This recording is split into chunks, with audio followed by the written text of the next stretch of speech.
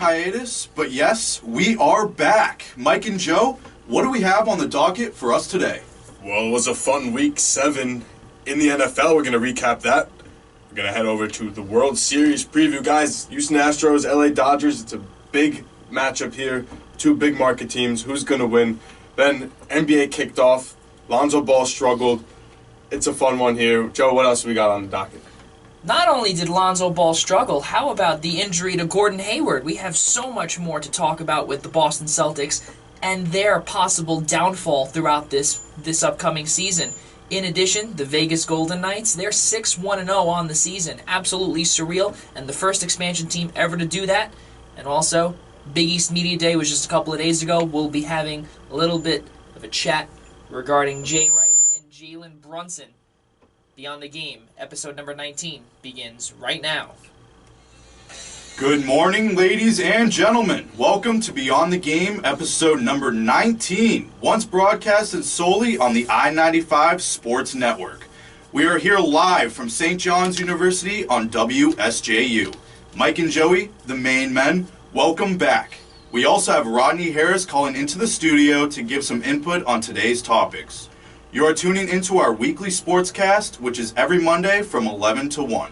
Want to call in and join us? Call 718-990-3758.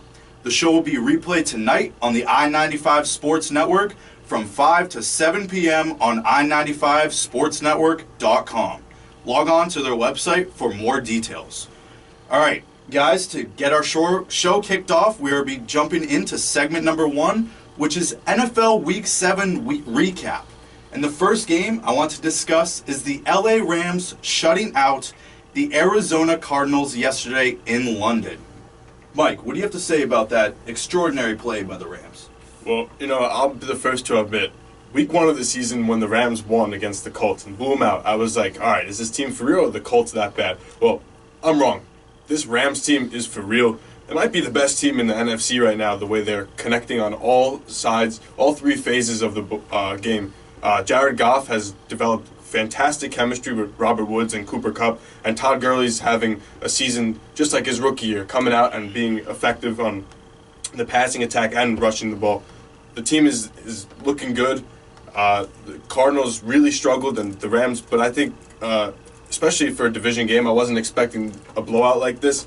But look, the Rams are for real, and Jared Goff has proven that this season is much different than the last, and he can play in the NFL as a quarterback. I have one statement for this entire thing. Mike said in the beginning the Rams may be the best team in the NFC. Let me just say something. December 10th, Eagles-Rams will determine who the best team in the NFC is. And it's absolutely surreal how it's come down to that week, where it's two teams not being the Green Bay Packers or the Seattle Seahawks being the best team in the NFC, which is crazy to say, Mike, because the last few years it's been the Pack and it's also been the Seahawks that have led the charge. And now it's really, statistics-wise, has been now the Eagles and the Rams. Rod, I want to hear your thoughts about your dad's LA Rams. Well, my dad's a very happy man at the moment. He has the Dodgers in the World Series. He's got his Rams playing well.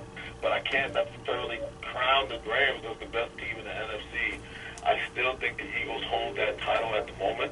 I still think the Eagles are the top team in the NFC. And you're right, Joe, in December, that game is going to prove a lot of who holds that stature, who can say that we're the best team in the NFC this season. Also, the Eagles got a tough matchup here tonight against the Washington Redskins. So that's going to prove a lot to us, too. How can this team play against a very good defense? And that defense is pretty good. It's not that bad. So, but the Rams, get back to what the Rams did yesterday. 33-0 was solid.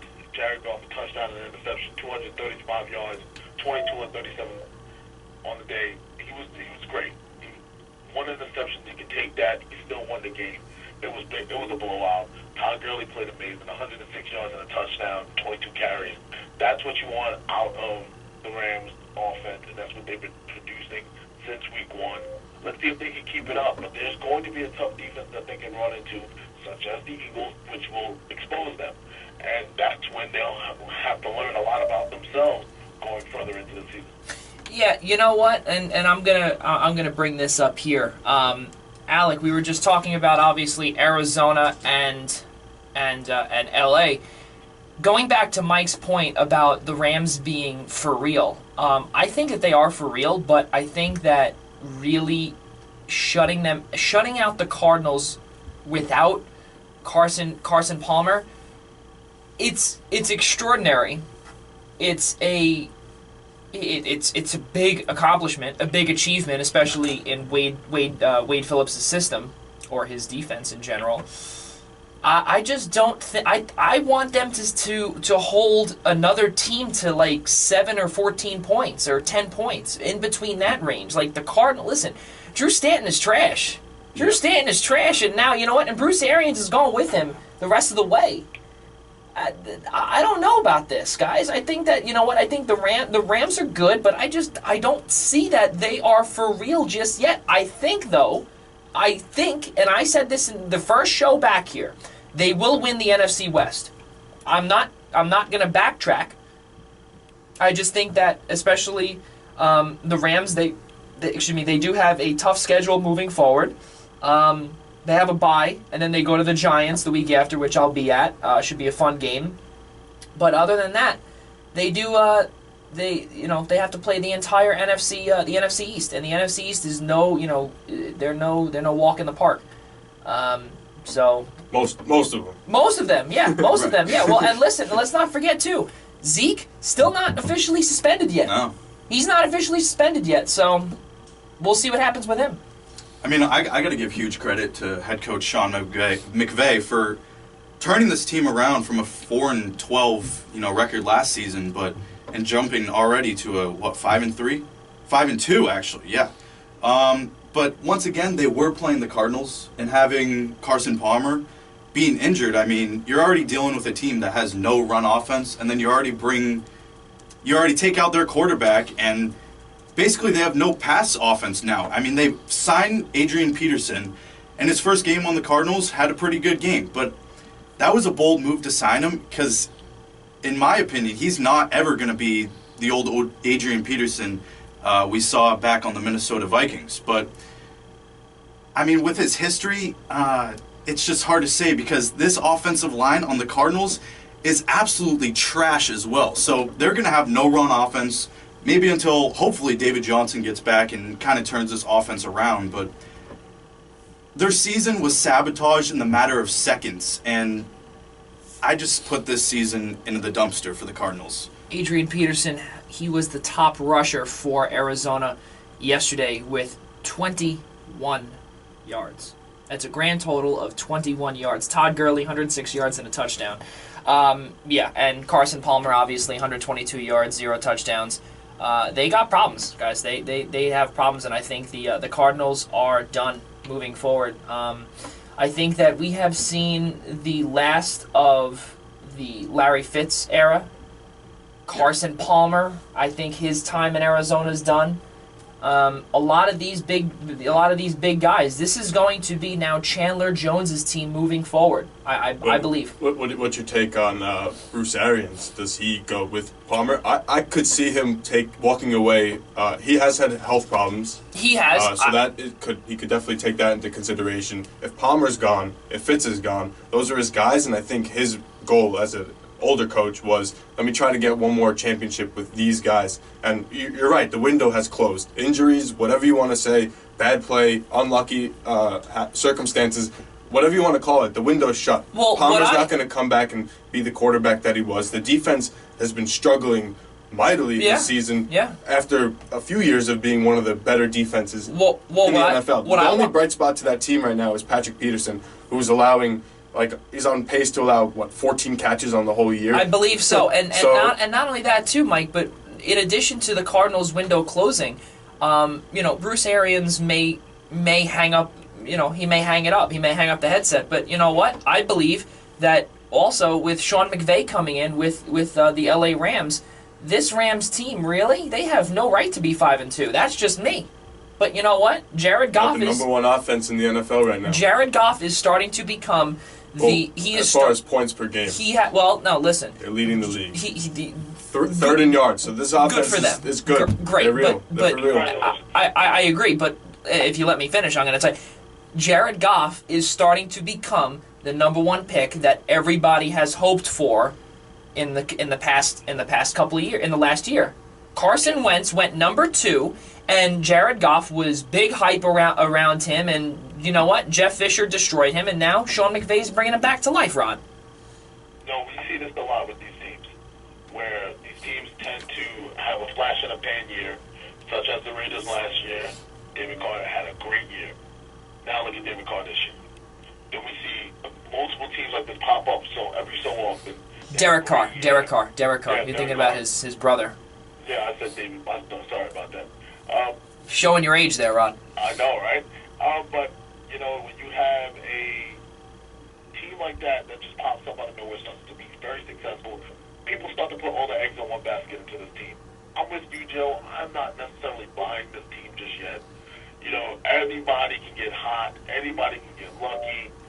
They have a great system going with Sean McVay. Everything's working. Everything is clicking. I don't know how long this is going to last, but I'm going to tell you right now, it's working right now for them.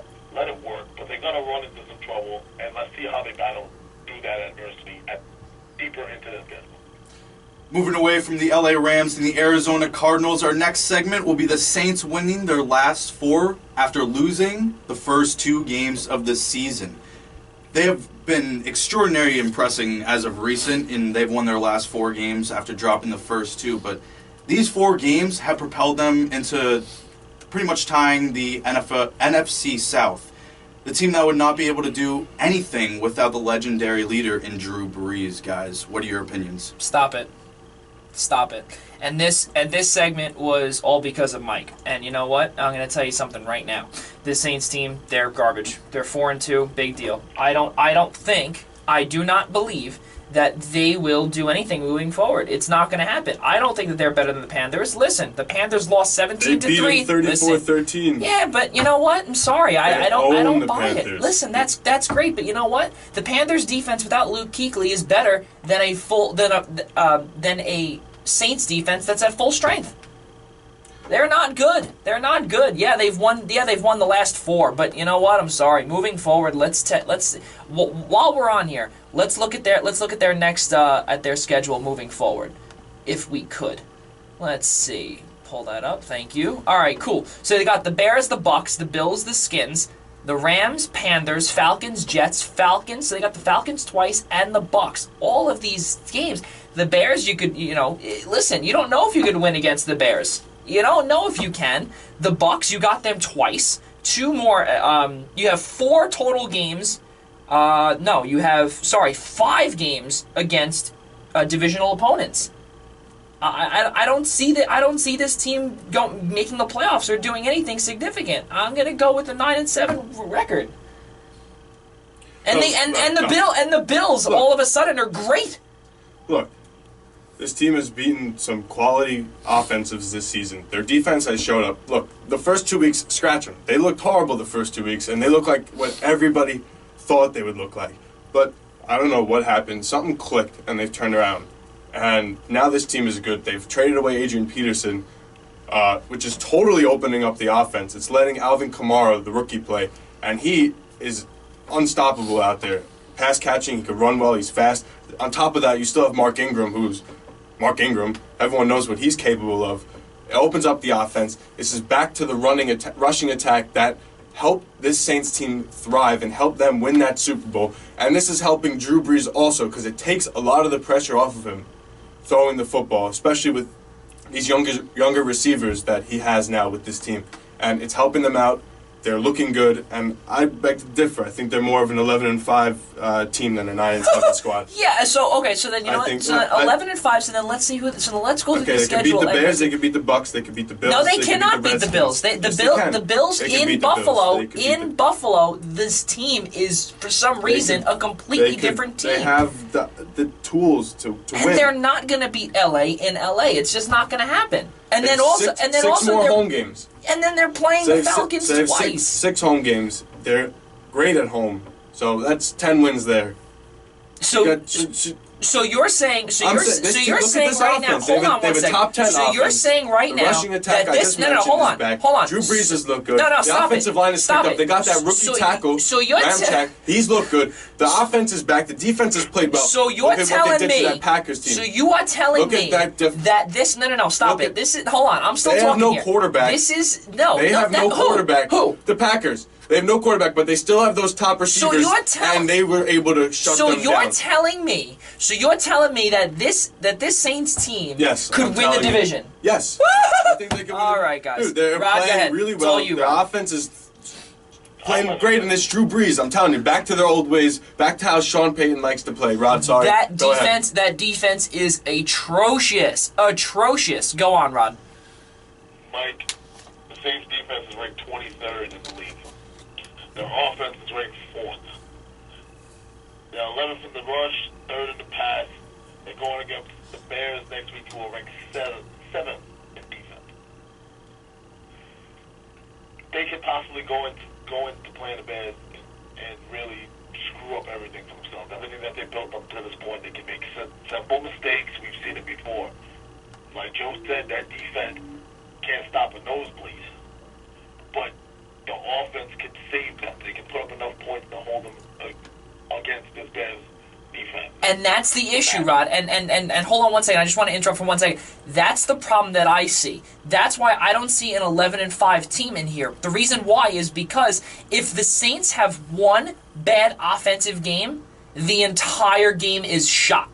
That's the problem. That is the problem with this team. So look, so you'll see right here, October 15th, they played the Lions. They won 52-38 in New Orleans. Okay? So yeah, great. They step back for a single second, literally about maybe one drive, and they let the Lions just almost come back and beat them. There was a time when it was, I think it was 44-38 at one point. You're going to try and tell me that this team can be 11-5 when they almost lose to the Detroit freaking Lions? The Detroit Lions are having a good year. What do you mean the Detroit? Yeah, but come on, Detroit you know what? offenses look good. Listen, you Look, say that they're so great at home, they should be able to stop these guys. They did. They won. They did, but you They know won. what? But they almost They lost. stopped them. They almost They lost. stopped them. They almost lost. The W is there. The W is there, look but you know the what? W's. So They almost won. lost. So They almost lost, but you know what? Again, they may not be that lucky when they play a team like the Bucks, a team like the Skins, a 2-touchdown or the Panthers. differential to end that game. So the Rod, go defense on. showed up. Pick sixes. They had that game. Fumble recoveries. Rod, go on. I honestly believe that the Saints have a chance. The criteria to make the playoffs. But I don't see them getting 10 wins. I see them going to be that 9-7 team. If they happen to squeeze out 10 wins, it will be by the grace of God, and they'll get lucky, and they'll get in the playoffs and be in the first round. That's just how the cookie crumbles. They should beat the Bucks twice. They should beat the Jets. They should. They should beat the Redskins. Mike. They should beat the Bears, and they should get one out of the Falcons. And look, they get the Bills, they get the Rams, but look, bottom line, we have to wait and see what happens for the remainder of the season. Are you guys done already? Oh my god. All right, next up we have who's going to get the first pick? The San Francisco 49ers or the Cleveland Browns? And guys, I'm going with the Browns are going to finish the worst team in the NFL yet again. And I mean, for those Brown fans, yeah, congratulations. You guys are going to get yet another first draft pick, first overall draft pick. But the real question is can you finally draft someone that will turn this franchise around? I want to get this going by saying drafting quarterback Deshaun Kaiser, he's terrible.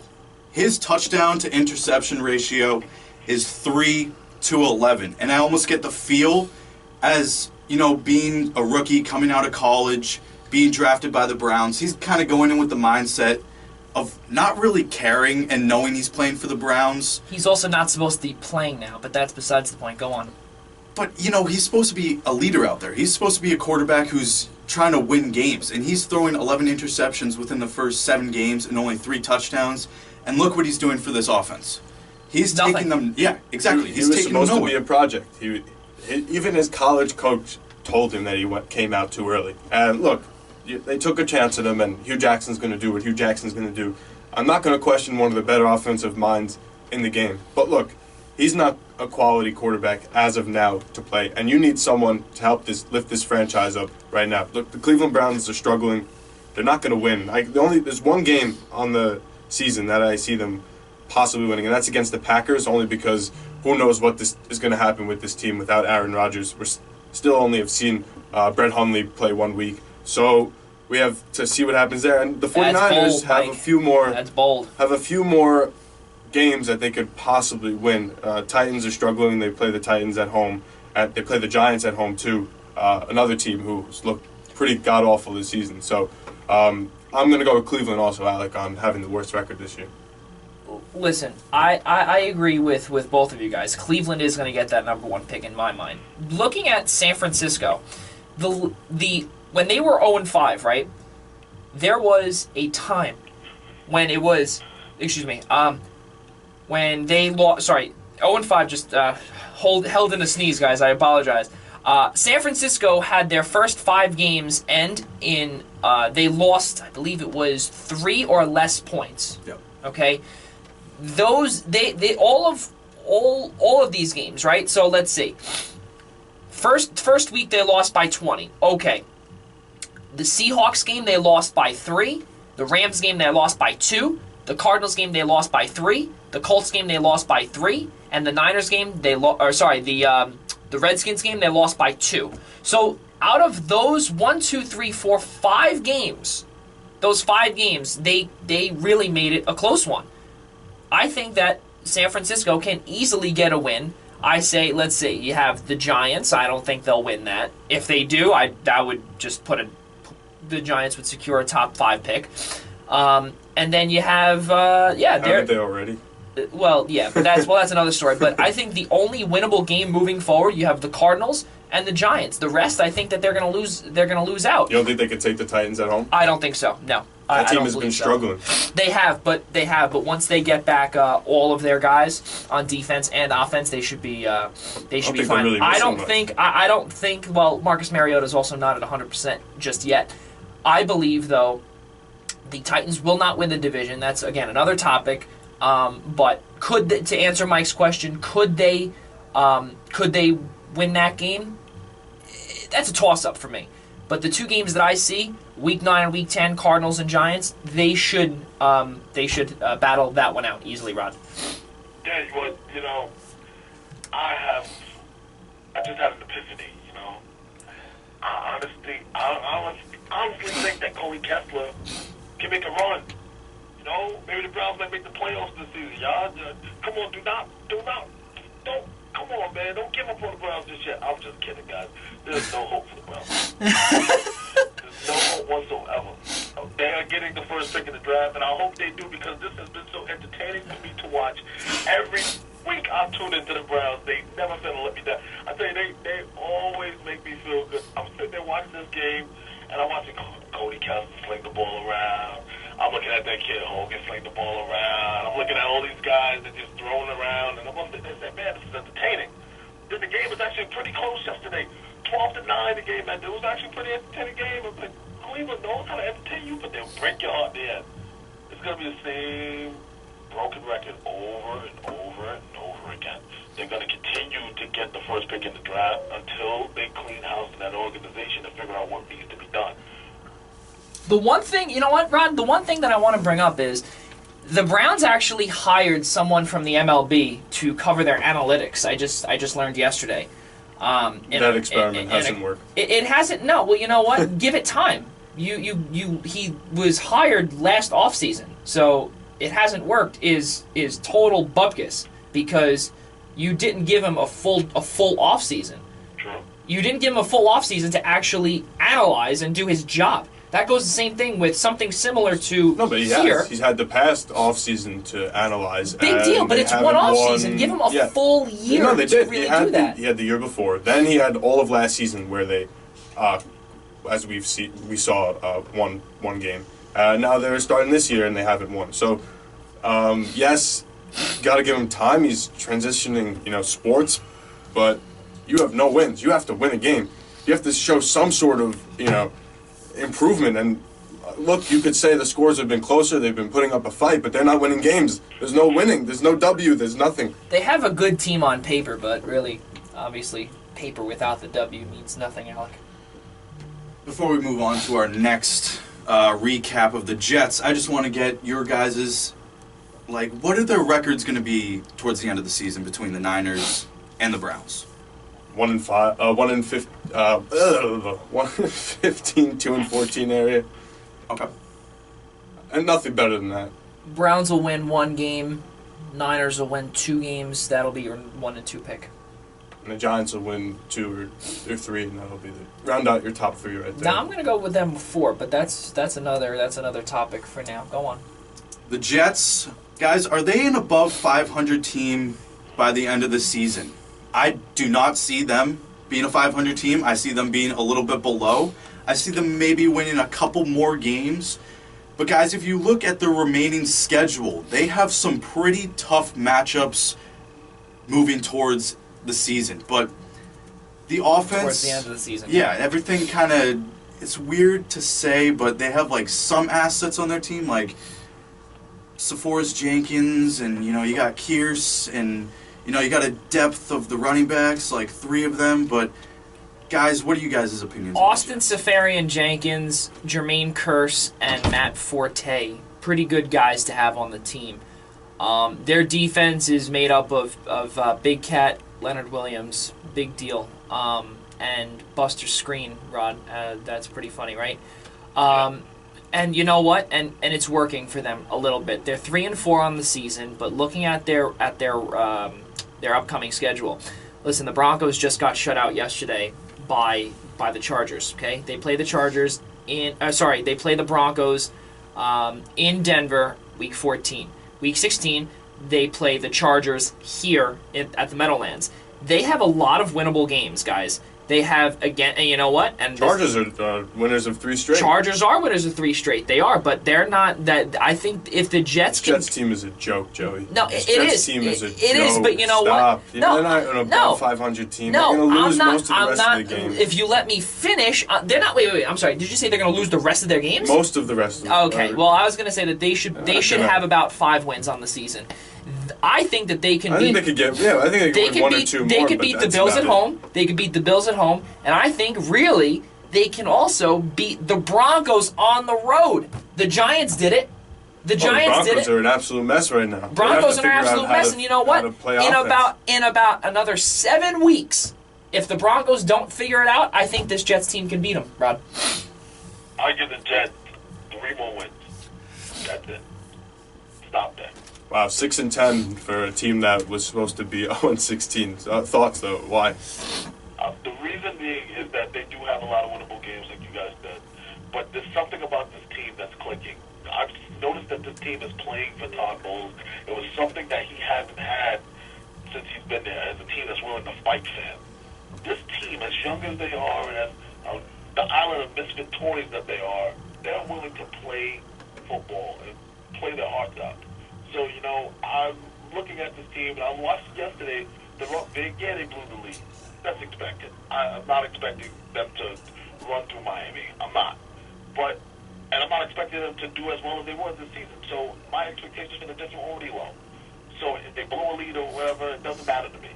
But the simple fact that they are playing hard, they're not just rolling over and showing their belly. They're just going out there. We're going to play football. We're going to have fun while we do it. And maybe we'll win a game. Maybe we won't. This year is that type of year, and I'm glad that they haven't given up on Todd Bowles, as the players haven't given up on him. They're willing to play for him. And if you're willing to show that kind of heart for a coach that could be on his last legs in New York, they could push out 3 more wins. yeah, you know what? It very well could be. I guess. They're playing hard. You're right. I mean, and they keep mentioning that newspaper cover that they have of the analysts and these experts saying that the Jets are going to be 0-16, they're going to have the first pick, they're tanking. They use that as motivation, and I think a lot of the time when you have a team like the Jets who people think are going to tank, they use that sort of motivation to help them squeak out a few wins, and they got a couple in there. They beat the Browns, they beat the Jaguars coming off of a game when they were in London. So it hasn't been, and the Dolphins too was another win. It hasn't been an impressive win so far. The team's not good. The tank is still on for the most part, but I do like you said, they are playing hard and they're playing for the coach, but they're not going to win games. To cover up our Week 7 recap, we're heading over to the Packers and the Cardinals with both of their quarterbacks going down with likely to be almost season-ending injuries. So, guys, what are you guys' opinions on the Packers and Cardinals with the loss of their quarterbacks? Well, even though we already discussed the Cardinals, they're done. Packers, I think that they are done as well. 5-2. Vikings should be in control of the NFC North. Really no further conversation, Mike. Yeah, I think Detroit's a better team than them. I think Minnesota's better. I think they're done. Brett Hundley, look, they've had success with Brett's. They have. Last Brett They have, yeah. was a superstar. Exactly, yeah. This guy's been in the system, but I still don't think he's a capable NFL quarterback. Rod? I believe that both teams are finished. And if the Packers think that they're going to find a way to bring Aaron Rodgers back this season, you got nothing coming. You protect that arm, you tell him to take a seat, you use the season as a wash, try to squeeze out as much games as you can if you're lucky. Arizona, it's time to rebuild. Get yourself a franchise quarterback, try to figure out what's going on with that team. I think both of these teams are done. We're going to be going on a quick break, but when we get back here on Beyond the Game, episode 19, we'll be discussing the World Series preview between the LA Dodgers and the Houston Astros starting tomorrow. Right after these messages, stay tuned. Hey, this is Joey Jarzinka, host of Beyond the Game, and you're listening to WSGU, St. John's University Radio Network.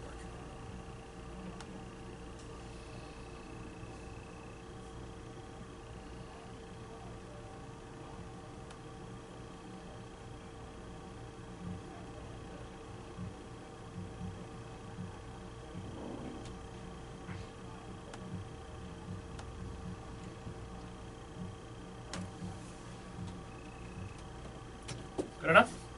Good. Good enough for that? I'll insert the music in a little bit. When do we want our next break? Whenever you want.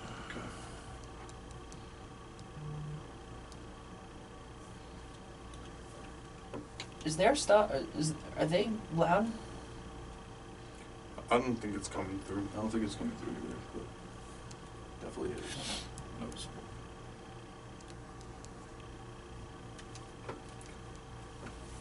No, I have like a minute to go drink my iced coffee.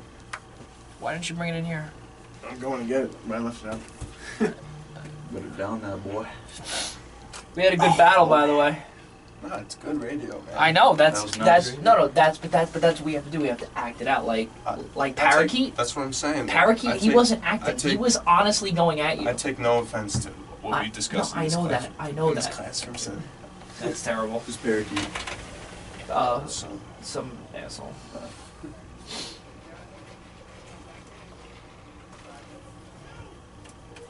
I'm like a little Long Island girl. Nah, you look like a Long Island girl if you had Starbucks. Yeah. My little sister goes, I'm going to Starbucks. I said, I guess I'll take it, but just bring it.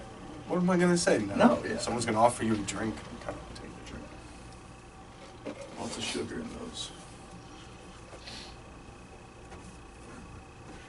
So I just want to let you know as well. I already spoke to Mike about this. In about a month, we're going to be getting Woody Page on the show. Oh shit. Yeah, Woody Page Is from he, ESPN. is he gonna? That's what he No, said he to is. me. Yeah, he said to me yesterday. Yeah, sorry, 2 days ago. He all of a sudden followed me on Twitter, and I thanked him for the follow. And he said, yeah, you know, I was looking through your Twitter and it looked pretty good. So I told him, I said, well, just to let you know, I have a podcast. And he said, oh, yeah. Woody Page. Yeah. He's crazy. I He's know, a character, he's dude. insane. He's a Yeah, character. he's insane. Yeah, I was telling Mike that, and I told Rod that too. So Roger said good battle, guys. yeah. So we have that, and then we have. Well, you went to call me out on my Saints prediction, on me wanting to discuss it, so I was like, all right, let's go at it. Yeah, let's that's have fine. fun here. Why not? Exactly. That's what we're supposed to do. Because that's my role here. Play devil's advocate. Let me start. You can do let whatever me you start want, yeah. controversy. Well, no. Well, what I say is I just say stop it. I'm like fucking Stephen A. Smith when it comes to some of that stuff. Yeah. And I think No. I like Stop. we were both on the mic, but I think the back and It forth sounds was good. too. Where like I interrupted you and you let me take it. You know, at that one point, like. And then I also interrupted you. I was like, hold on. Yeah, no, but I'm saying, but like hold we on. went with That's it. good which radio, is man. what That's what you needs gotta to do. happen. Yeah. So then we have him. We have Dan Stack from FanRag Sports. He does. Are we getting that guy from Media Day? Dan Stack? No, not Dan Stack. I know Dan, but I'm talking about the other guy. No. Who is that guy? I don't even know who that guy The one is. that you talked to and gave your card to. Herbert? Herbert's a photographer. That guy's Herbert Delancey, no, he's like half No, in the bag. The one that you were with, what's his name? With with Booby? yeah, remember Oh. those two guys? Oh, the guy Steve. Yeah, the one Oh, that I has his don't own know. show. Oh, I don't know. What's he doing on freaking Xeno radio? You're listening to the Xeno Radio. Did you ever see what Booby looked like? No. I mean, I think I saw. Oh shit. That was right after What he do had you beef call sliders. What do you call it? I love Yo, it. what are you wearing Thursday? Huh? Can I just wear jeans and a collared shirt? Yes. Is it way less formal? It's similar, but we're also gonna do video interviews too. Remember that. This is true, so I probably should wear what I was wearing. You see my picture when I was interviewing Sydney Lamberty. I did see that. Yeah, She's so sexy. she is sexy. I stalked her Instagram for a little. Do you see who she's dating, right? Yeah, who is it again? It's like some... Number 54 overall prospect in baseball, Nicky Lopez. Oh, From the because like I was looking him up and like I was trying to. Does he play for? Where does he go again? Is it Creighton. Creighton? Does Yeah. he play for Creighton? Used to. Used to. Yeah. 'Cause I He's looked in up their the Hall of roster. Fame, yeah. I looked up their roster and he wasn't on there. I'm like, who the hell is this guy? His profile picture was him like playing baseball. Yeah. He's gonna take over for Alcides Escobar. Jesus. That's what they have in store for him. Should we tell him to lower it?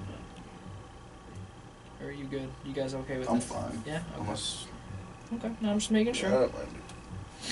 If he skirts louder though when he comes through, then I'm gonna have to be like, yo, it's coming. Yeah. Who's in there also, Andrew? I don't know. Yeah, I think so. Yeah.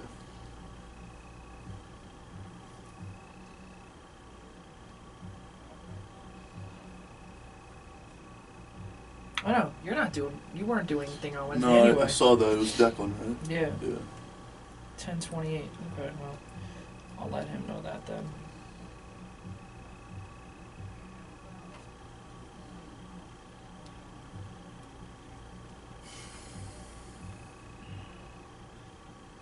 Ready to go? I'm good. All right, let's do it.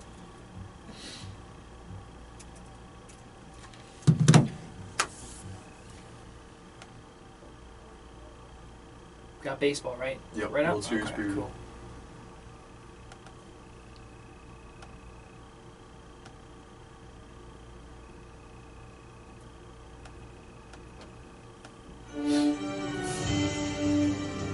Why is it coming through there?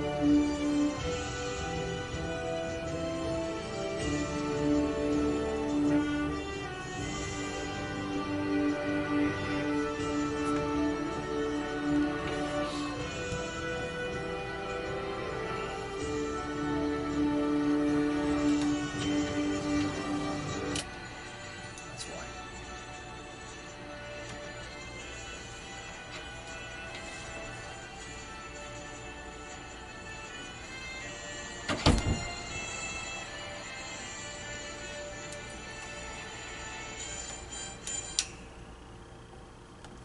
Ladies and gentlemen, welcome back to Beyond the Game, episode number 19. With the World Series starting tomorrow in LA, guys, I'm coming out and saying right now that the LA Dodgers will be your World Series champions. Don't get me wrong, this is going to be one heck of a series, and I can honestly maybe see this going to 7 games, but I just don't see the Dodgers really falling off at any point in the postseason. The 2 pitching duels I am looking forward to is with Kershaw and Darvish and Keuchel and Verlander. Guys, give me your thoughts on the World Series. Listen, I want to let you guys know, first off, Dodgers in 6. Bold prediction right there. I think that Keuchel is going to struggle. in LA on tomorrow. I also believe that the loss of Corey Seager in the NLCS was huge. If he does not come back, which obviously leads us into our next segment of will Corey Seager be missed if he's not there, I think that if Corey Seager does not play, the entire dynamic changes because, Charlie Culberson did well. I don't know if I think the Dodgers can still win, but I believe that it'll be Dodgers in 7 without him. With him, I think they should be good in 6, Rod. Yeah, I honestly think that Corey Seager plays a big part in this. If he can come back, that'll be huge for the Dodgers. It would add an extra piece to what's already hot with this team. But also on the other side of things, you can't count Houston out whatsoever. They have a strong business staff. They have a great offense. But the Dodgers are just red hot right now. Absolutely hot. And like Alex said, I don't think there is nobody in the world that can stop the Dodgers at this moment. They are just rolling right now. And maybe Houston might get one game. Hey, I would love to see another 6 or 7 game World Series. Last series, Houston and the Yankees was amazing. I enjoyed that series so much. I would love to see this World Series go 7. But I don't know if that's going to happen or not. I just think the Dodgers have a very, very strong upper hand. And their offense is solid. Starters have been solid. Houston's got a handful to deal with in this series. They do. But you know what? I just think that if you look at the back end of the rotation for the Astros, McCullers, Morton, I think those guys are good. I just don't see them stopping guys like Puig and Seager if Seager plays, and Cody Bellinger. I don't know. I don't know, guys. I think that Kershaw is obviously everybody knows him as the greatest baseball player in our era. He is. He simply is. There's no right or wrong, or there's no wrong to that statement. 18-4, 2.31 ERA throughout the regular season. Keuchel 14-5 with just sub 3 ERA. Guys, I think that the Dodgers really could do this, Mike.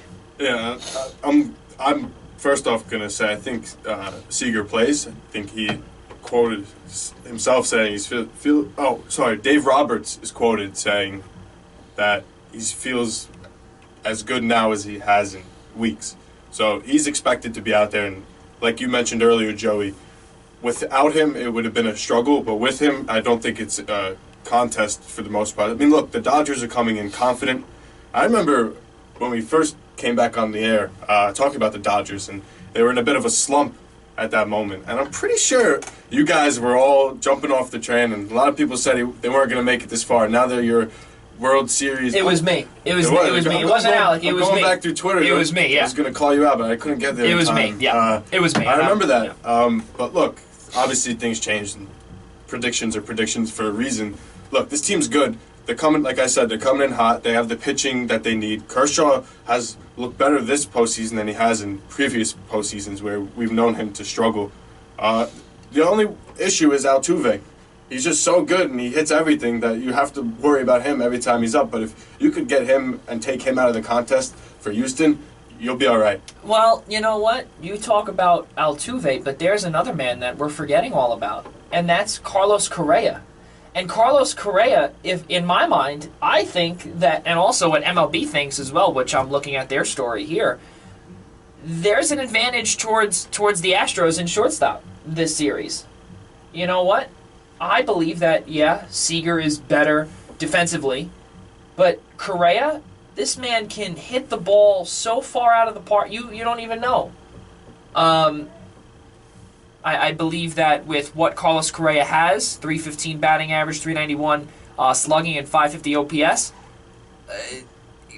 it's too good. It's too good for Correa. I think that the left side of the infield is set to go. The right side, obviously, with Altuve, the middle of the infield is set to go.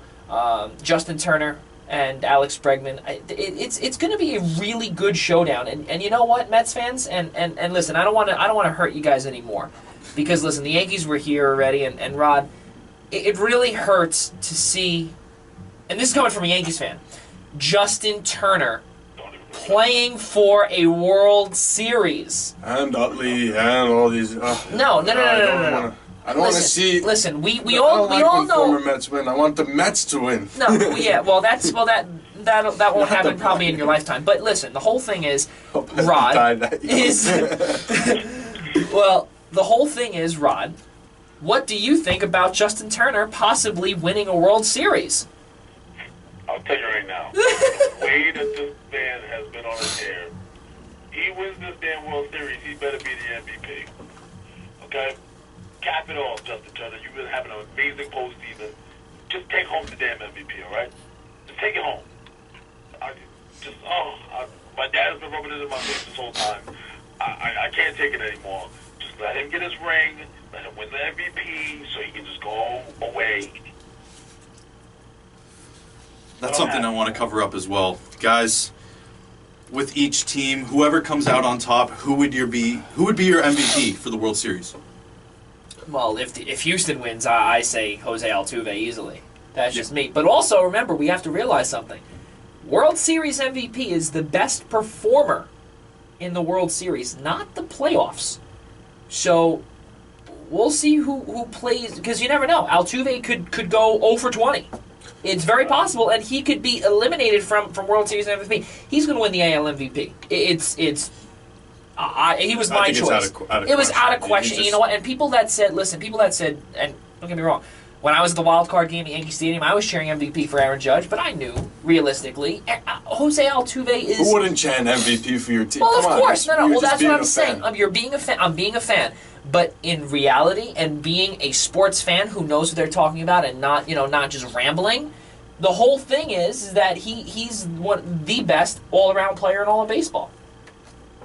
Yeah, I mean, look, when it comes down to it, I'm with you. I think the Dodgers are going to come away. As much as I want Houston to win, I think it would be great for the city for them to win. And some of these guys who play for Houston, it'd be nice to see them win. And I really don't want Chase Utley. I'm sorry, Rod. I want your dad to win, but I don't want Chase Utley to win after what he did to the Mets. But look, He's a Mets killer, even when he was with the Phillies. They're the better team here, I think. They're the team to beat. The pitching, and that's what I'm going to say. I think Kershaw is going to go lights out. He's going to do things that, I think he's, like you talking about Altuve going 0 for 20, he might not get a hit against Kershaw. That's how dominant Kershaw can be while he's pitching. And I think the importance of Game 1 and getting off to a fast start with Kershaw coming up this week, that's this game. He's going to put on a good performance, and he's going to, I think, come away with the MVP of the World Series. One thing I want to add in, guys, and this is key, because, Rod, I know you go to a couple of Long Island Ducks baseball games, and I think we all know where we're going with this. The number 2 pitcher for the LA Dodgers is a former Long Island Ducks standout, if you will. Quote-unquote standout, Rod. Rich Hill. Rich Hill, I want the Dodgers to win for Rich Hill. Okay? This man has been through so many Tommy John surgeries, so many rotator cuff surgeries. He's been in, out, times about 35 times out of the league. And you know what?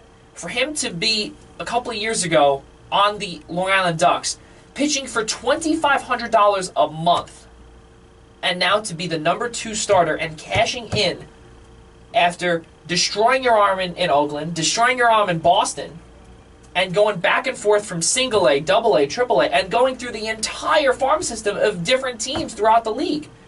I want this World Series to be for Rich Hill. He deserves it. He's 30, I believe he's 37 or 38 years old, and he is the number 2 starter in the rotation for the Dodgers. I want to see him win a World Series. I don't want to see Chase Utley. Exactly what you said. I don't like him. We met him. We saw him. He's not a nice man.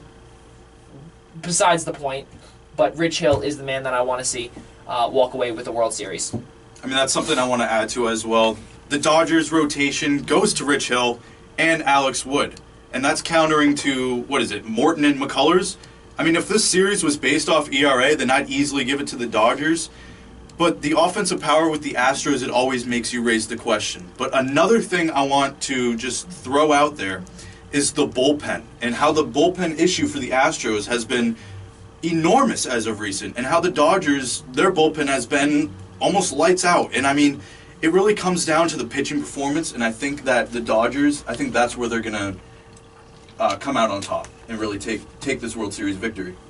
Yeah, no, you mentioned it. I think the depth within the bullpen, it has been an issue for them. They haven't had guys come out, and they struggled against the Yankees later in games. We saw it in Game 4 when the Yankees came back. Was it Game 4? Game 3, Game 4? The Yankees came back when they were down 4-0. I think 4. Okay. Either way, I mean, they struggled. So, look, I think that's going to be an issue. And like you mentioned, the Dodgers bullpen has been playing well, and the Dodgers are coming in hot. And like I said, they're not a bad team. They deserve to be in the World Series, but I think the Dodgers are just too overpowering this season. Yeah. I just want to add something. Yeah, go ahead. Joe, you bringing up Rich Hill. I have my Rich Hill Long Island Ducks bobblehead I'm staring at right on top of my PS4 right now.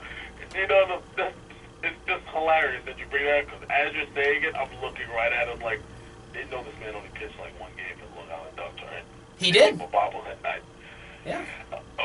But he's in the World Series, and I would love to see him win. His story is amazing, Joe. You're 100% right. And I think the Dodgers, this is their time.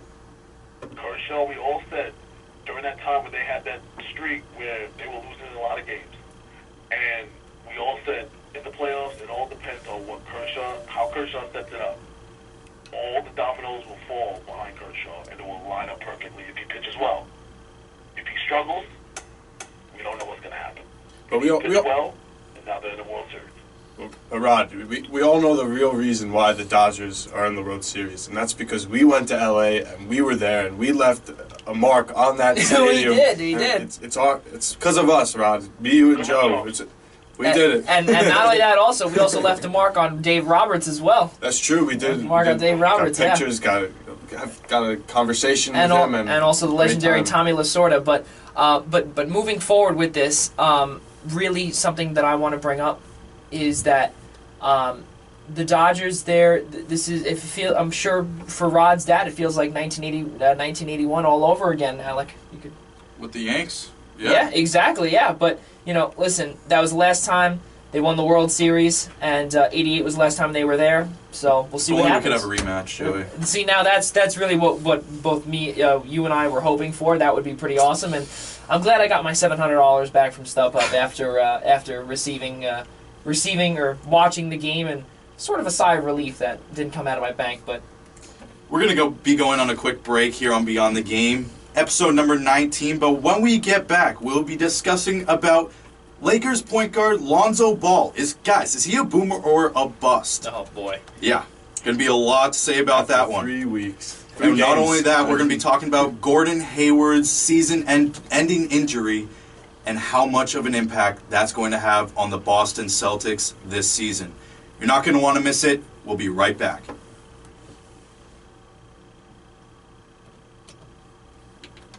good job, guys. Very good. Let me just pee quickly. I gotta pay. I'm a woman.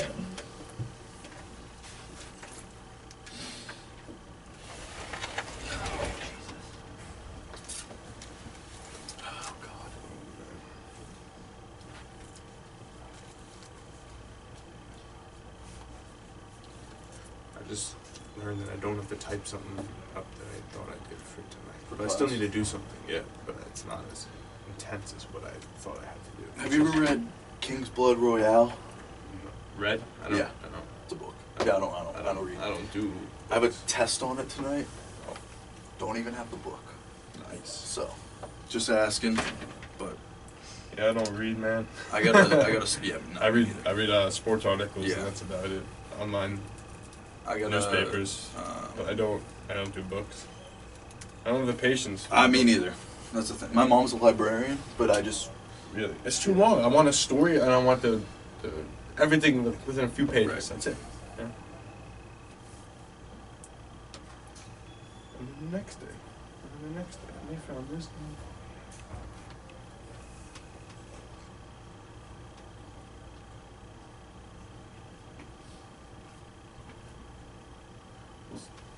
Got bread? No bread, no entry. Got bread, I man. don't get no bro, Got bread, man. no roll, no toll. Now you gotta ask them. No roll, no toll. Give me a bread, bro. Some bread. No roll, no toll. We take this Put the loogie. movie on you, yeah. Yeah. Oh, that would be so gross. Have you ever read King's Blood Royale? No, I don't read books. I see. That's what I just said to him. I looked at him, I was like, read. The only thing I read stuff online. That's what I just said. Important articles. I know, yeah. I read articles and I read the New York Post because I'm a dumb conservative. All right. I got bigot, whatever they It's all right. And the only thing I read is the Fox News bottom line every morning. Channel 360 on DirecTV. All fake Wake news. up to that every day. No Alright. fake news. Never. FNN.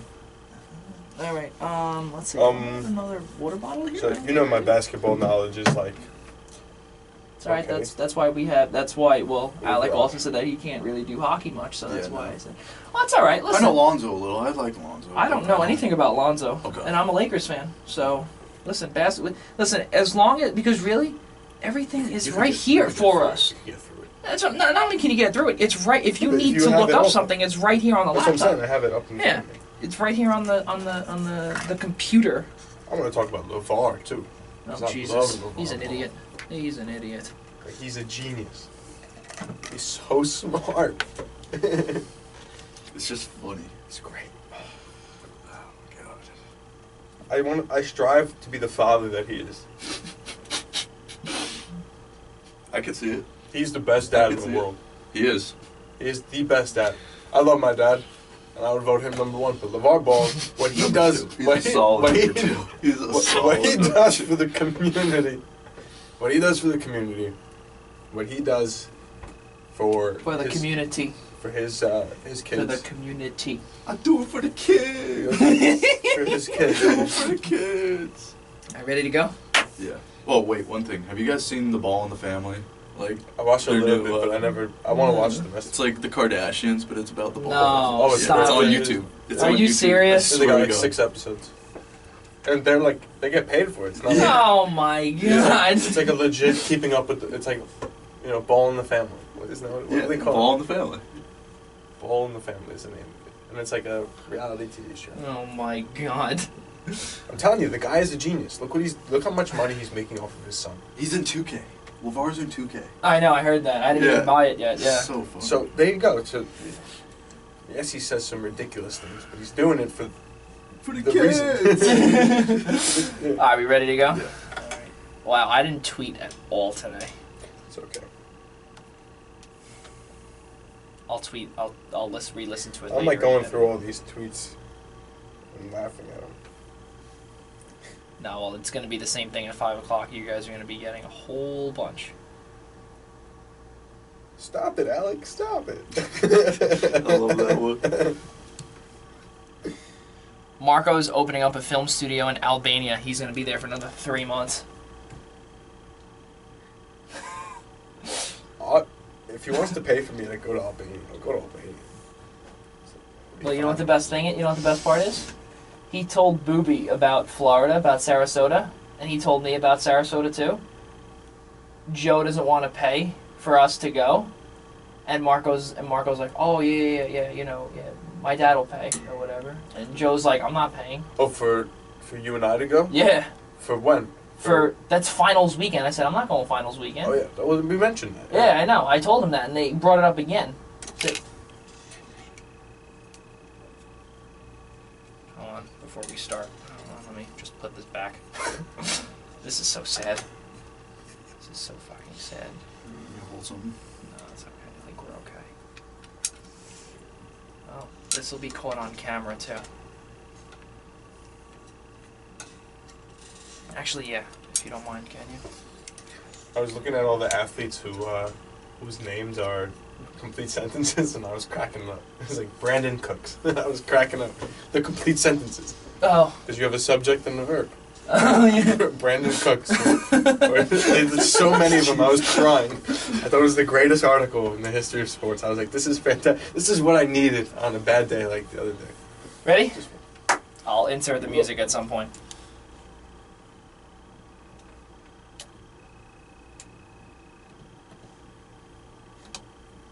Welcome back to Beyond the Game, episode number 19. We're jumping right into the NBA, starting out with Lonzo Ball. Guys, is he a boom or a bust? Let me hear your takes. Yeah. I want to kick this over to the biggest Lakers fan I know. Sorry, Joe. Rodney Harris. Rod, give us your take before Joe jumps in and gives us his. What do you have to say about this? Only within a couple of games, I cannot sit here and call Lonzo Ball a boom or a bust. I still want to see more out of him. You'll get my evaluation of a boom or a bust clearly after the season and how this one plays out. The rookie seasons can go up and down for either player, but with all the hype that has been around him and everything that he's shown in the summer league and how spectacular he was with his court vision, with his ability to pass the basketball, that has all been shown. But his ability to shoot the basketball and score it consistently was his Achilles heel coming out of the draft, and it's starting to show on the NBA level. He has no problem rebounding. He has no problem passing the basketball. He just needs to learn how to score with consistency. And if once he learns how to get that down, he'll be fine. That first game was so rough to watch, and I knew the first game was going to be rough for him. A lot of nerves. His dad with the big mouth talking, really bigging things up. It's a lot that went into that first game for that kid. And he really came out of that first game looking into the next game. I will do better. I will be better. I have to be more aggressive. And what did he do? He came out and almost got a triple-double in that second game. So this is what he does. He learns quick. He understands what he does wrong. He does his homework. He comes back out there on the court, and he gets it done. I cannot call this kid a boom or a bust yet. It's too early to tell. I agree with you completely. The one thing that I want to bring up was the first game, the season opening game against the Clippers. And when LeVar said, "Who is Patrick Beverley? Who is that?" Now, you know what? Patrick Beverley, he's a journeyman. He's been around the league for a long time. And you know what? This Clippers team, listen, yeah, they're not as good without Chris Paul and everything like that, but they're still a team that a team to be reckoned with, for sure. I believe that I think that Lonzo is going to have a lot of growing pains. Do I think that he is going to be a boom or bust? I'm with you, Rod. I don't think just yet. We'll see what happens, though. You never know. He very well could lead this Lakers team to, 20 wins. It's possible. That's a long shot. It's a long shot. I personally think that the Nets, the Brooklyn Nets, are going to have a better record than the Lakers. That's just me. Yeah, look, I mean, you go back to what Rod was saying about all the hype coming in for him. Number one, that was huge. He played well in the summer league. Everyone was expecting him to come out, score points, and do it all. And he struggled in that first game. And Patrick Beverley played really good defense, and he's a good defensive point guard. And he really shut him down, and that's what his intention was that game. He's like, I'm going to shut down Lonzo Ball. I'm going to make him miserable in his first game. Welcome to the NBA. That's pro sports. But look, what he did in the second game, coming out, nearly getting a triple-double, that's the Lonzo Ball we're going to see. I'm not even going to think bust. I'm thinking boom already. He's shown in the summer league that he could play. He's shown his whole life that he's capable of playing. The Lakers wouldn't have drafted him that early if they didn't believe that he was the guy who could help them win championships. And I think what he's shown so far, he's around the ball. Yes, he's going to miss shots. He's not going to be MVP in his rookie season, but he's shown more than he had, more positives, way more positives than any negatives. And I'm excited to see what this guy can do, and I love him, and I love the family. They're great. Yeah. Not only. Say, go on, Rod.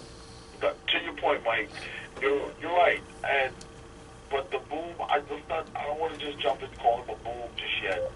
I would love to see his rookie season play out. Yes, he has a lot of intangibles, and his potential is so high. He has a feeling that can go so far from so bad. But let's see what happens. I know Magic Johnson thinks very highly of him, and Magic has a great basketball mind. Magic will not draft this kid if he didn't believe in him. So give it time, and let's pump the brakes here. I don't want to put all my eggs in one basket with Lonzo Ball. Yeah, I'll finish this one I off. will. I'd like Lonzo Ball, Rod. Well- I'm not even a Laker fan, but I'm all on the Lonzo Ball train. Yeah, well, no, the whole thing is that, and I'm going to give this to Alec in a second. I really think that Lonzo is going to be good, but I'm with Rod on this. I'm not going to give him a boom just yet. Alec? I mean, I want to cover up the reason why the Lakers drafted Lonzo is because they wanted him to be basically the new face, the new person of the Laker era. And I'm going into saying this. I mean, obviously his court vision is out of this world, distributes the ball like any other point guard in the NBA. But guys, you can only be as good as the assets around you. Obviously, the way he plays, he makes everyone else, his teammates, better. But if you want to be a playoff contending team, you can't be doing this with Brook Lopez as your center or Jordan Clarkson by your side. You can't be putting up against these dominant teams and having a rookie point guard, being at the helm, basically. And do I see him being an all-star in years to come? Probably. But do I think he's the answer for this Lakers era? I think he's the beginning piece of the Lakers era, but I don't think the Lakers team is anywhere near where it's going to at this point. No, 100% right, Alec, and exactly what you said about, Brook Lopez as the center. Realize something. The Lakers traded D'Angelo Russell, a.k.a. Snitch, to Brooklyn for Brook Lopez. That's called an expiring contract because D'Angelo Russell needed a brand new start. He needed a fresh start to things.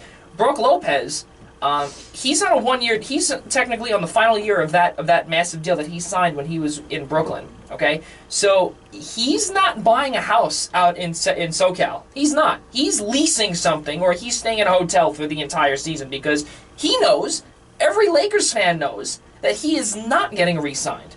That is not the deal. Okay? The deal is Magic Johnson is completely turning the old Mitch Kupchak team, he's turning it around to make it his own, and that's where he is starting off with Lonzo Ball. Listen, Rod, and you know this also. Me and you spoke about this, actually. Julius Randle is most likely not getting an extension. Brandon Ingram, I wouldn't be surprised if he gets traded. So you know what, Rod? I hate to say it, but that Ingram jersey that you got, it may not be good anymore. But listen, and I know when we were there, I told you not to buy it. I said, don't buy it in L.A. You said, I'm buying it in L.A., so you bought it. But still, you'll hold down hope. Hopefully, we'll hold down hope for you. We will. He's talented.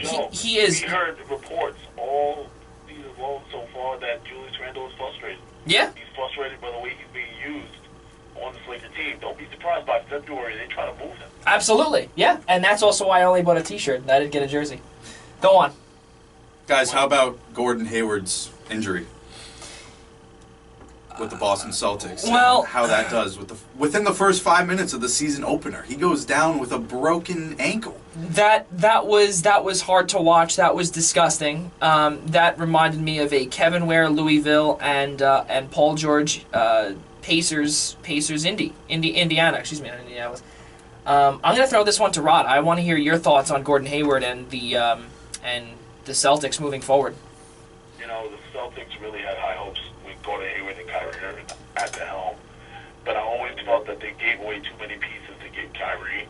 And those pieces are starting to show, even with both of them on the court. In preseason, I was watching them play, and I said, I don't think Gordon Hayward and Kyrie was going to be enough to make you dominant team in the East because the Cavs have all your pieces, and the Cavs are the dominant team. But losing Gordon Hayward the way they did, I know it hurt Kyrie so bad, so much. It hurt him. Not only the fact that he's the one who threw the alley-oop that caused Gordon Hayward to leap into the end. He landed wrong. But on top of that, you came to this team with the expectation of making the playoffs and really sticking it to Cleveland, showing them that I can take over a team, I can be a leader, and I can win without you. I don't know if that's going to happen this season. He has to be spectacular. He has to put up astronomical numbers in order to make that happen. It's not hard in the East to do that, so that is on his side. But I still think that Boston Celtics are going to struggle. And once again, it's going to be like Kyrie's rookie season. It's all going to be on his shoulders.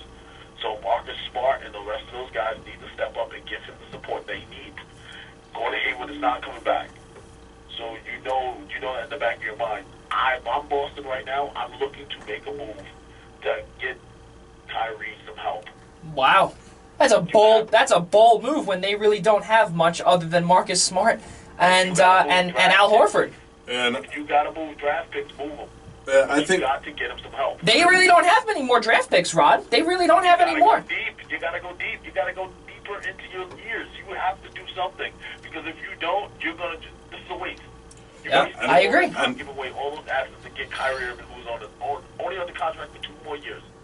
but You wasted that time. that's how it's going to go. I mean, you can't predict an injury to happen, and Hayward going down is a huge loss for the Celtics offense. They lose one of the better three-point shooters, and now you have The best, in my opinion, yeah. And now you have a rookie in Jason Tatum, who they drafted with the 3rd pick. Yeah. And now you're going to have to get a lot more out of him in his rookie year than you were originally expecting to get out of him, and more out of him than he probably anticipated would be on him his rookie year. And he was mainly a project also. So he's got to step up this in his rookie season and help him out. And I think it's really upsetting for Kyrie Irving. Rod mentioned he's had a team before where it's been his team and he's had no help. And it has not been good for him. He's struggled. The team has struggled. And then you look at the Celtics team, who everyone's thinking, could this be the year that the Cavs don't make the finals and that LeBron James is eliminated? And Kyrie was excited. He left the team. He didn't want to be there. There was that whole drama. He's like, now I could go and I could prove that I'm a good player and I could beat him. And they lose Hayward, and that's that. And I think the Celtics season is lost at this point. I don't think they have the personnel to make a statement, especially when the Cavs team is healthy right now and looking good. Yeah. To rebuttal to your point, Mike, Danny Ainge is not the type of guy that's just going to roll over. Oh, absolutely He's not. going to try his best to make that work and get Kyrie some help. Knowing him and the moves that he has made in the past, he's that type of guy that's really aggressive, and he still thinks that they have a shot at this season.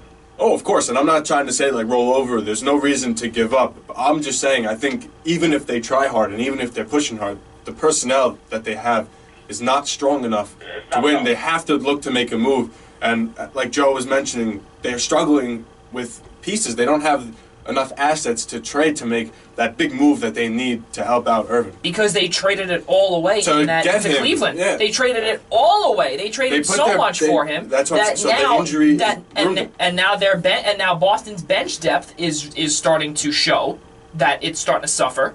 And then also the draft picks, and exactly, Rod, what you said, they have to dig deeper into the years. They have to. They're going to have to trade away a 2021 first rounder. They're going to have to trade something away. They just traded away Brooklyn's first overall, or the first rounder, which I think personally, because it's not protected in the first round this year. I believe. I'm almost positive, Rod. I think you could back me up on that one or verify that one. Yeah. So if Brooklyn does well, and I think that they will this season, Cleveland is going to be on the short hand of the stick on that one. And Boston may have gotten lucky with trading away that pick, but listen, they're going to have some issues. Boston's going to have some problems, and you're right, Rod. They have to make a move now. I still think that Toronto, Cleveland, and Washington are my top 3 in the East this season. Do you guys still think, with Gordon Hayward out, that Kyrie can possibly bring the Celtics into maybe an 8 seed, 7 seed? I do believe so, and I'm going to say a 7 or an 8, and the reason why is because of Al Horford. Al Horford did it all by himself in Atlanta for almost 4 full years until they got Paul Millsap. Okay, they had Paul Millsap, they had Jeff Teague, then they had Dennis Schroeder, and you know what? They played really well in the East. And you know what? The East, towards the latter end of his tenure in Atlanta, he did pretty well. They did pretty damn good. And you know what? They finished out a 4 seed, and they were winning series, which is the craziest thing.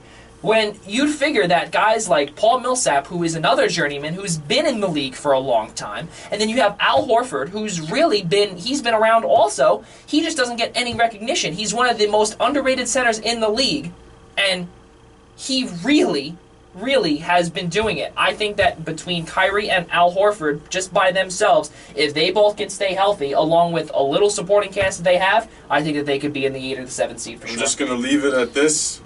prior to LeBron James joining the Cavs in 2014-2015, Irving led Cavaliers averaged 26 wins a season. So he can't do it alone. He can't. He needs help. Yep, he does need help, but like I said, I do believe though that I believe that him and Al Horford can do it, because Al Horford, he did it himself. So if he can do it, I really believe that it can happen, Alec. Moving over to the ice, we have the Las Vegas Golden Knights going 6-1 throughout the first 7 games of the season. But guys, with the injuries that they are having, will this excellent play continue or slow down? No, it's going to slow down, and you know what? The depth. I'm sorry, Mike. I'm just gonna take this one quickly, and then run with it. Go for it. You got it right after. Listen, the Vegas Golden Knights, I think, are the greatest story this year. First, it begins with obviously the mass shooting, the biggest shooting in U.S. history in Vegas. Not literally, I think, about 3 blocks away from the T-Mobile Arena, from their home, and they start off 3-0.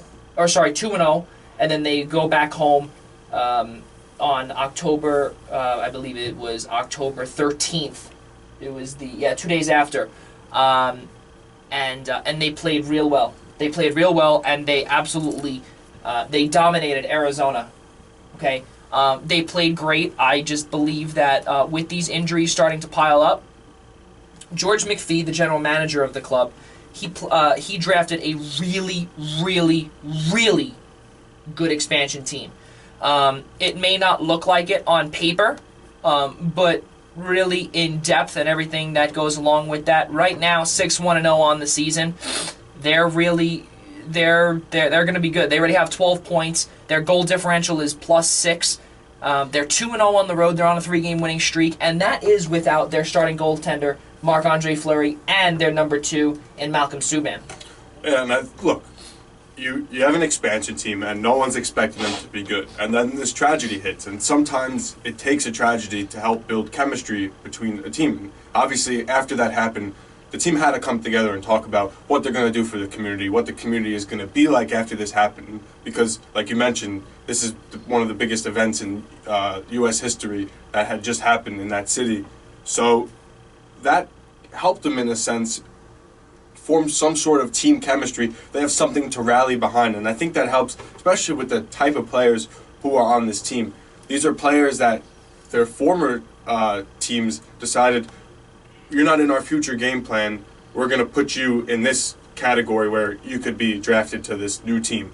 And all those guys who maybe felt like, oh, they should hold me instead of this other guy, now they got a chip on their shoulder. So now you have a team that's together, you have guys that are hungry to win, and you have guys that have something to prove, and it's benefiting them. And James Neal has come in there, and I think he's the leader of this squad. He's been putting on performance so far this season. But there are other guys there, like I'm going to mention former Ranger Oscar Lindberg, who starts 3 goals so far this season. He's picking up his play, and these guys are stepping up because there's no one else to carry the team.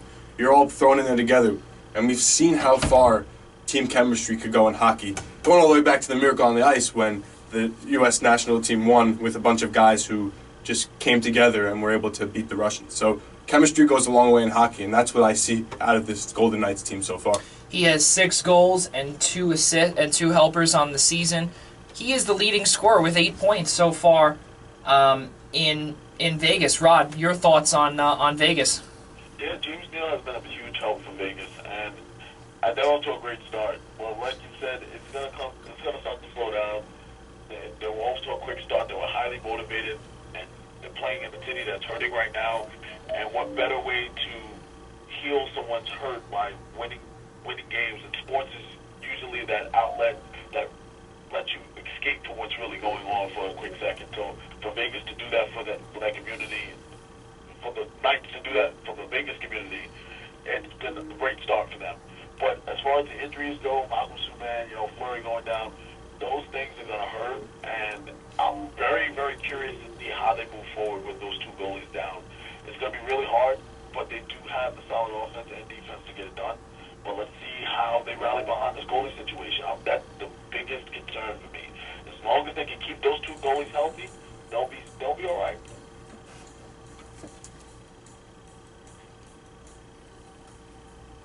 Ladies and gentlemen, we'll be going to a short break, and it will be our final break as we discuss the signing of Alex Cora and Mickey Callaway as the new managers for some MLB teams, and are they a good fit? We'll be right back after this short break.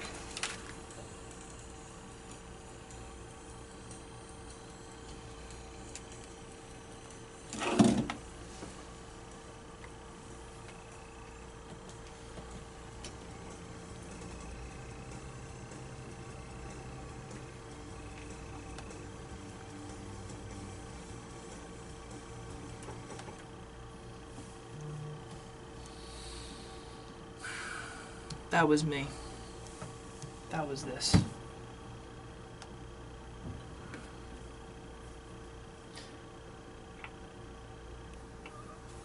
Where were we up to? Because we weren't done.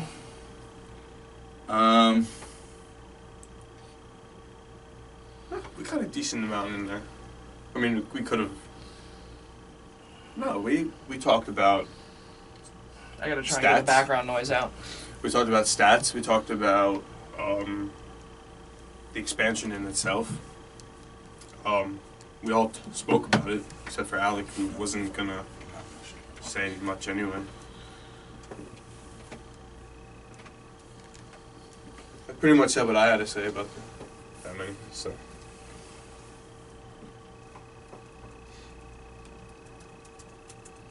Alex Cora, you knew he was going to be a Met. Like from his playing days, you knew. The best, worst job in baseball. Yes, sir.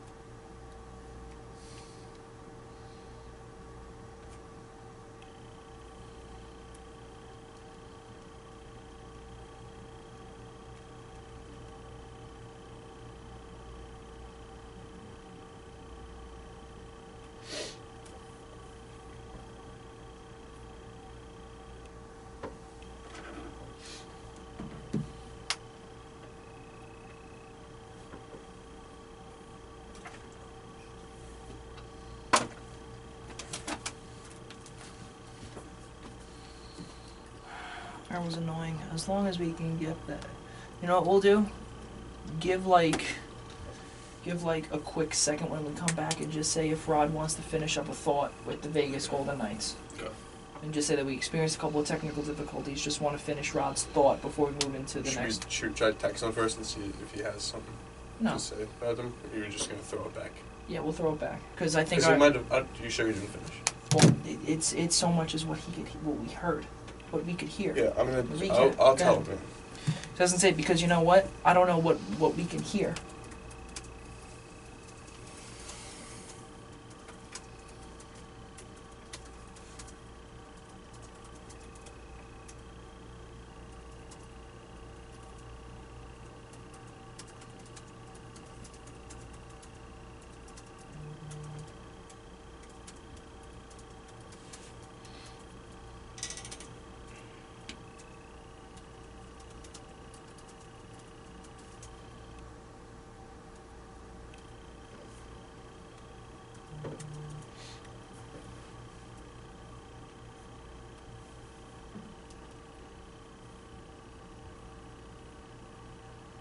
Where's Zach? He's here. We're literally. This is no. We got two more topics. We have this, and then we have St. John's.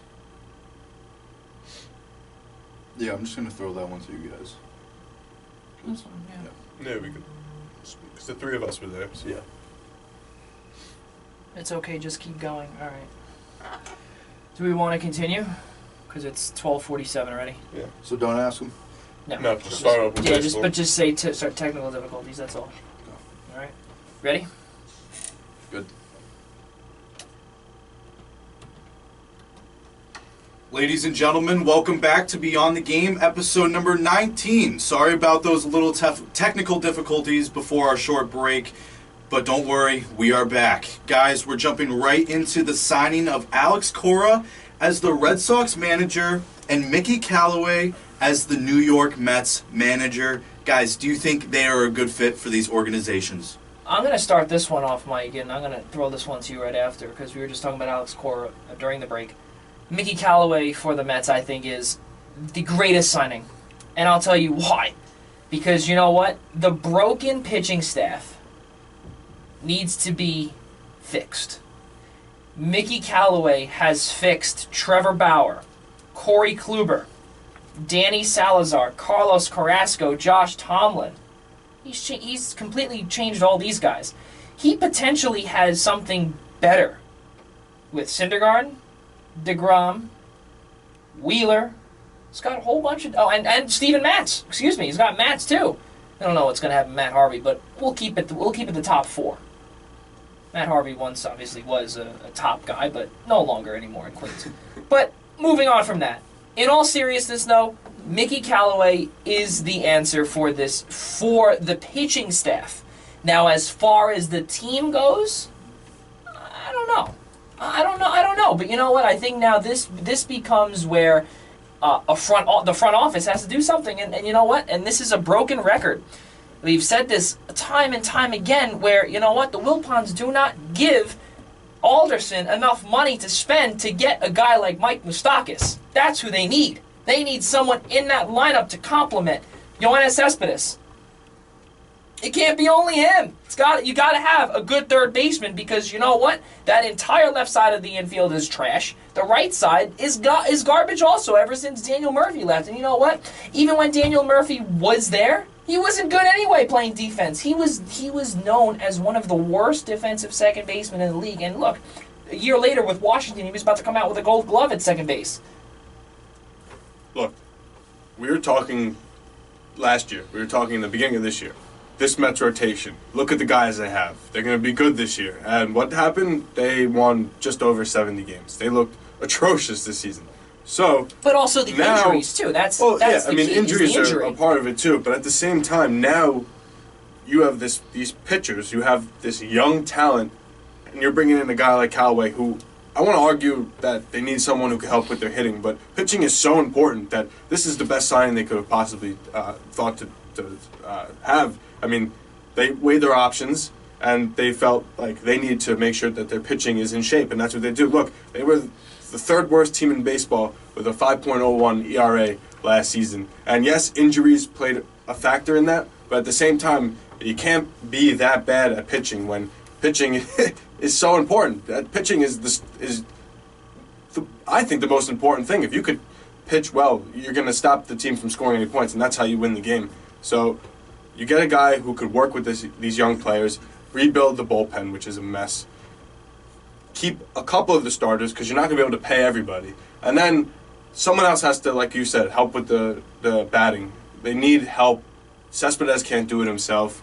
I love watching... And that's who they're relying on. And that's the really sad part, Rod, also, and we'll get to you in just a moment. But I think that relying too much on Cespedes, it's going to wear him down moving forward. And he already said, Cespedes, he's not a lifelong Met. He said it to the entire New York media, and they ran with it. He said, I am going to finish my career with Oakland. Yeah, he said it. The team that let me into this league, I am going to finish my career with. So that means, guys, you guys have about another 2 more seasons with him, and donezo. Because guess what? He is older. He's not, when he came into the league, he was 26, 27 years old. He was older, so. Rod? Well, you know, I love the signing. I think it was the best thing for them, and they're going to take this and they're going to do what they can to rebuild that pitching staff. I think the starters need work, the bullpen needs work. You start there. I know every Met fan walked up to me saying, you know, the hitting needs work, man. I don't know why they signed the pitching coach. Listen, the hitting will come. Let's fix what we know for sure is broken. We know the hitting has been broken. We know the pitching staff is very good, and they need work to improve. Let's work on improving that good pitching staff that we can rely on and worry about the hitting. We'll get a hitting coach that can help out. I'm not worried about that. I think the Mets made a great move for the first time in a long time, really taking somebody that was available, open up their wallet, pay the man, Get him in here, let him do his job. Now you have to open up your wallet again to sign some free agents and get some players around Cespedes, get some players back into this lineup who can hit already prior coming in instead of having to teach somebody how to adjust, or get a young player that has potential, and the next 2 years later we get rid of him. Please, we all know that that's not going to happen, Rod, and you of all people know that better than the three of us combined in this studio right here, right now, which is really sad because you know what? The Mets they are capable. They are so capable, and you know what? And they are wasting the years. They're wasting time with these pitchers that they are getting older day by day. Every single day, they're getting older. Syndergaard is getting older. DeGrom is getting older. These two guys are number one guys on other teams. If you split them up, they would be number one guys on each team. And yet you have DeGrom as your number two?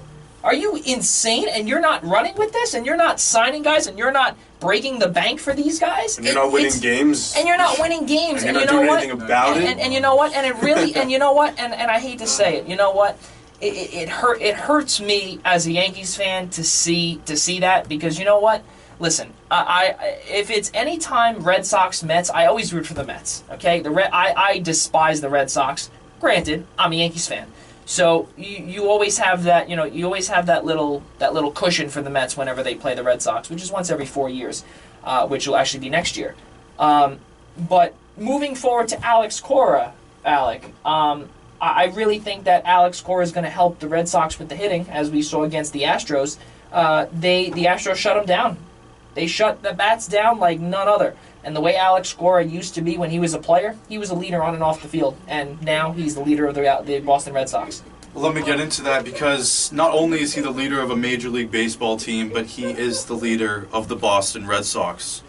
And the Red Sox, managing for that team in Boston, I'm from Boston myself, and a lot of stress and pressure comes to that organization, because every single season that Sox fans go into, they look at the Red Sox as either a World Series or it's a bust type of season. And, just going about it, he's going to have enormous amount of stress, but he's going to get, obviously, a huge welcoming because John Farrell, but that's another thing. Look at what John Farrell did. He brought 3 AL East, division titles to Boston and even a World Series victory. And what happens? He's out the door. Same with Terry Francona. He brings a World Series, he's out the door.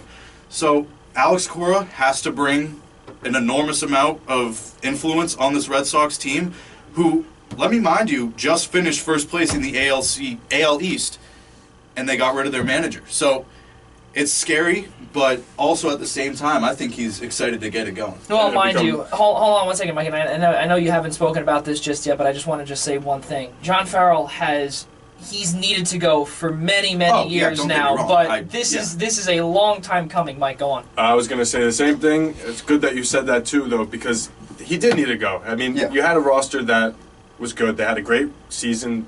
They got Chris Sale last offseason. The pitching was good this year. And then you get to the divisional round of the playoffs, and you get blown out. You look terrible. The Red Sox looked awful in the playoffs. So he had to go. You bring in Cora. We were talking earlier today, Joey, how Cora was a leader on and off the field, and that's a guy who you knew for years now was going to be a manager of a team. Now he's coming. First, he's got a big challenge coming up. He's coaching in the World Series before he comes over to the Red Sox, but he's a guy who's coming in with experience. He's got young talent over in Boston. Mookie Betts is there. He's got Bogarts.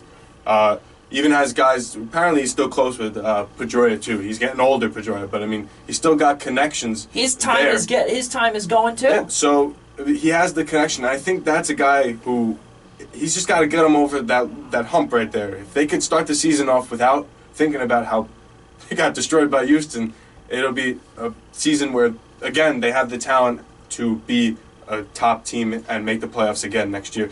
Between the Red Sox young core and the Yankees young core, those two teams are going to be good in that division for the next years to come. I agree completely, Rod. What do you have to say about that? Alex Cora is a pretty good pickup for the Boston Red Sox. I see that they have a lot of potential to get back to where they were, but then, of course, they're going to have some pieces, like you said. Jordan's getting older. He has a lot of work to do to revamp this team a little bit. And he has a lot of work to do with that pitching staff, getting that straightened out. But focus on that hitting. Get that lineup straightened out. Because you had a rough time against those Houston Astros. Use that as your blueprint. Look at what you need to do. And I think that's the perfect example of where you don't want to be. You don't want to find yourself not able to hit the ball. You got to be able to put runs on the board. Focus on that. He'll be all right. He just needs to get it together. It's going to be two pretty interesting first years for both of these managers.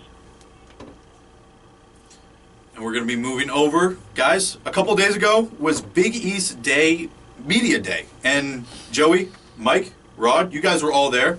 So tell me a little bit about what was going on. Well, Big East Media Day obviously consists of a coaches panel with all of the head coaches: Chris Mack, Patrick Ewing, Kevin Willard, Chris Mullen,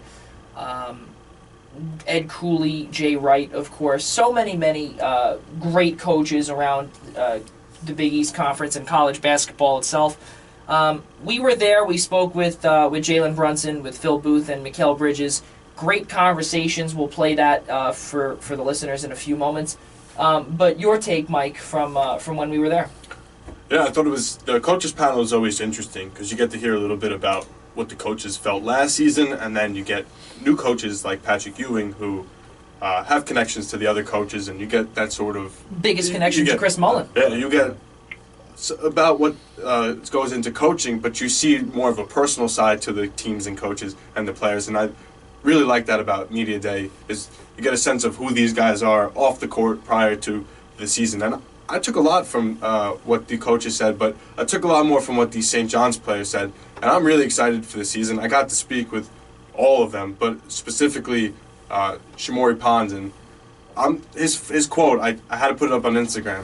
I said, "What can you tell the students for the season?" He said, "Expect a lot of wins, a lot of happy times." And I smiled. I said, "This is it. Like, these guys are here. They're in their second year, Levette and Ponds, and I think they're really prepared to take on this Big East, who people are saying is going to be the second best conference in all of college basketball this season. Potentially one of the best backcourts in all of the NCAA in college basketball. Rod, what'd you take from that? Yeah, absolutely. This is my first Big East meeting today. I loved every moment of it, and it was an experience, man. Really get down there and the bullpen, talking to the coaches, get to know some of the players, and really having true conversations and just listening. Also, it's not really on the questions that we asked. It's more of listening to the responses that they were giving to all the different questions that all of the media personnel had. You know, such questions as what's your expectations for the season, and how can you bounce back from a poor season that you had before, and really getting to know the players in the Big East was very, very interesting and very, very cool. But, you know, you take away from something like this, you have a new coach, Patrick Ewing, coming in Georgetown. That program needs to be redone and revamped. He claims he has a blueprint, claims he has a game plan. I don't know how well that game plan is going to work, but we're going to see. You know, you have Jay Wright, who plans on repeating this year. Big East champ. He wants to repeat, wants to do it again. You know, you have Seton Hall, who has a lot of potential and who can win a good amount of games behind Angel Delgado, who has been the centerpiece for this team. So you have a lot of different players and different elements in this Big East conference. And you're right, Joe, this conference could be the second best conference in all of college basketball. And you bring up that very good point, and I just want to ask a quick question to all three of you guys. If Villanova does not come out on top of the Big East Conference this season, then who would? Oh, for me, I'm going Seton Hall. They have the most returning players and most returning successful players in the NCAA, in Carrington, Rodriguez, and I'm missing the other one. And Angel Delgado. Let's not between forget. the three of them. And I think the size that they have, they're probably, or what I believe would be the next best option to win the Big East. But I do think Nova's going to take it again. Let's listen to what Jalen Brunson had to say regarding St. John's and Marcus Levette and Shamorie Ponds. First of all,